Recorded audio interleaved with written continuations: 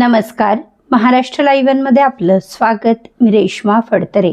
Talegaon Dabhade police station हद्दीत सोमाटणे फाटा येथे सायंकाळी 5:30 वाजण्याच्या सुमारास 2 तरुणांमध्ये झालेल्या किरकोळ वादातून एकाची निर्गुण हत्या झाल्याची घटना घडली आहे. प्राप्त माहितीनुसार आरोपी सनी प्रमोद चव्हाण वय वर्ष 24 राहणार शिरगाव व मयत अज्ञात तरुण हे सोमाटणे फाटा येथील मोकळ्या मैदानात क्रिकेट सामना पाहत बसले होते. दोघेही एकमेकांना ओळखत नव्हते. दरम्यान किरकोळ कारणावरून दोघांमध्ये वाद झाला. मयत तरुणाने आरोपी सनी यास आईवरून शिवीगाळ केल्याने सनी याने रागाच्या भरात तिथे असलेल्या दगडाने तरुणाच्या डोक्यावर जोरदार घाव घालून त्याची हत्या केली. घटनेची माहिती मिळताच तळेगाव दाभाडे पोलीस तात्काळ घटनास्थळी दाखल झाले.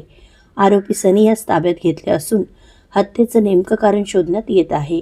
पोलिसांनी घटनास्थळी पंचनामा करून मृतदेह शवविच्छेदनासाठी शासकीय रुग्णालयात पाठवला आहे.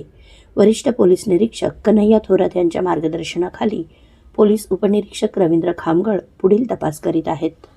आपल्या परिसरातील घडामोडी जाणून घेण्यासाठी महाराष्ट्र लाईव्ह सबस्क्राईब करा व बेल आयकॉन प्रेस करायला विसरू नका. धन्यवाद.